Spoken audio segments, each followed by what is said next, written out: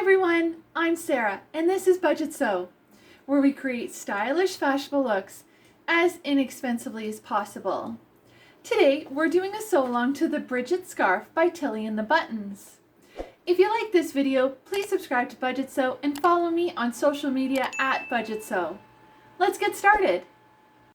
My first step was to cut a rectangle of fabric 51 inches long by 6 inches wide, or 130 by 15 centimeters. Then I folded the fabric in half lengthwise with the right sides together and pinned the raw edges. Then I folded the fabric in half the other way and lined up the short ends. Since I wanted diagonal ends on my scarf, I cut them now. You can adjust the size and shape of the scarf to your preference. Tilly suggested making a cute little necktie by cutting your fabric 32 inches long by 6 inches wide, or 80 by 15 centimeters.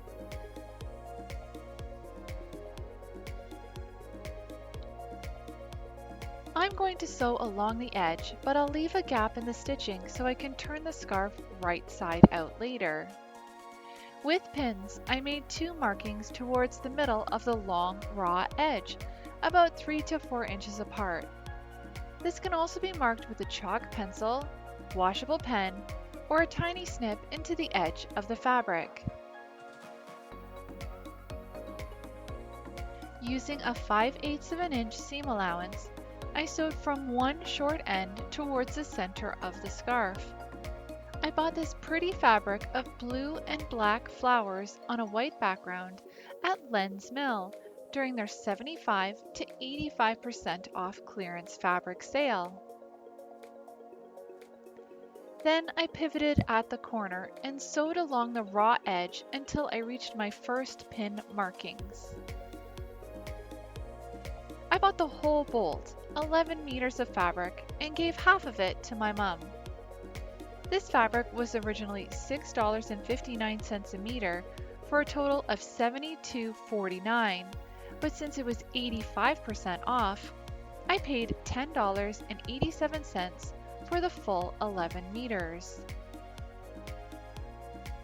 This is a free pattern from Tilly and the Buttons, so I'll post the link to it in the description box of this video.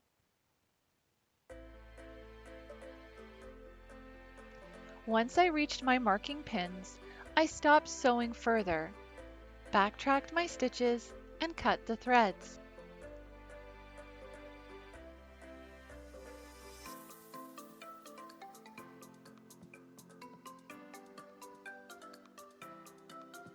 Then I started sewing again from the second marking and pivoted again at the corner until I reached the end of the scarf.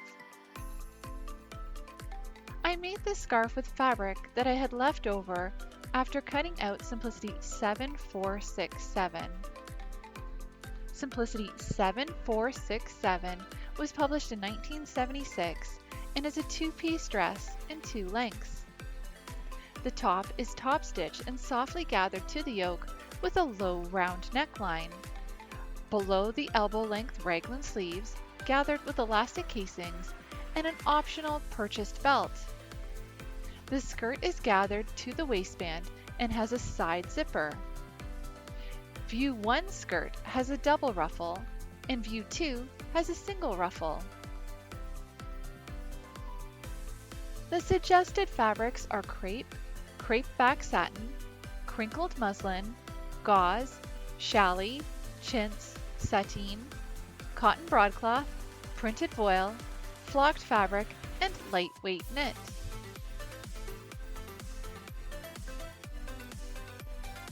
I snipped the corners diagonally to reduce the bulk, being careful not to cut through any stitches, and then I turned the scarf right side out.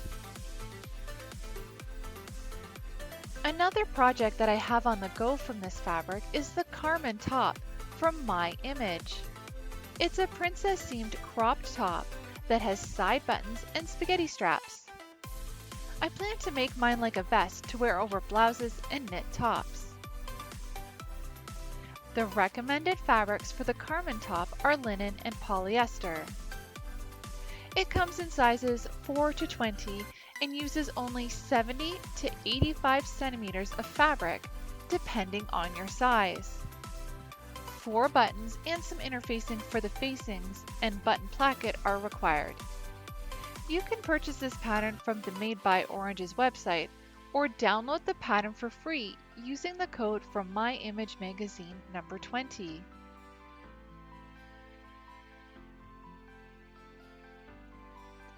After I turned the scarf right side out, I pressed it.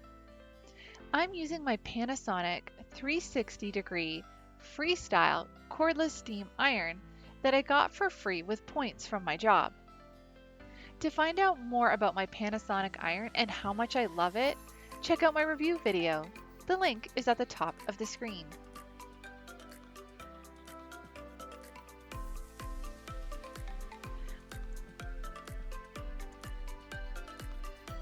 I'm also using my tailor's clapper to help keep the seams flat after pressing. Heat and steam make fabric fibers flexible, so when they dry and cool to room temperature, they stay in the shape they were when they were hot. And that's why pressing works in the first place. But when you're just pressing, you remove the pressure of your iron while the fabric is still hot, so the fibers can relax out of shape before they cool and stiffen.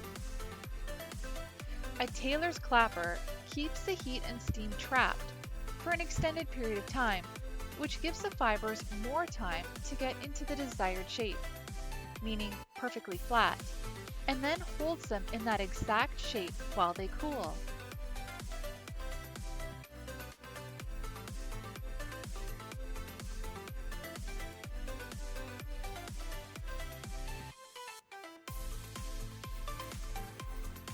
Then I found the open side of the scarf and pinned the edges together to be sewn.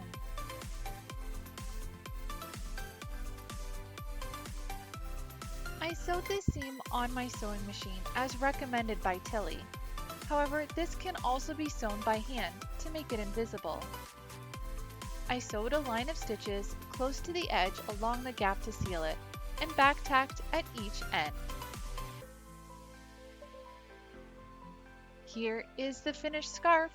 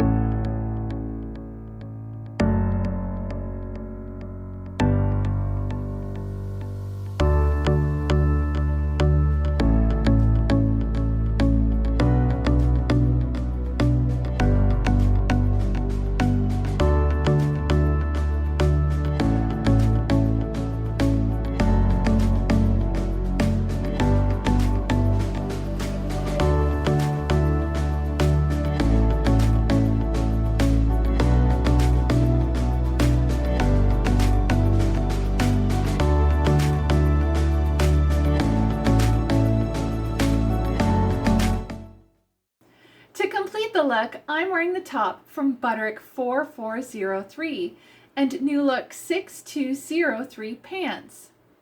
The necklace is from Value Village thrift store. The earrings were in a Ziploc bag full of jewelry that I bought for $5 at a church Christmas bazaar. I hope you enjoyed sewing the Brigitte Scarf by Tilly and the Buttons with me. Please subscribe to Budget Sew for more great videos. Thanks for watching. See you next time.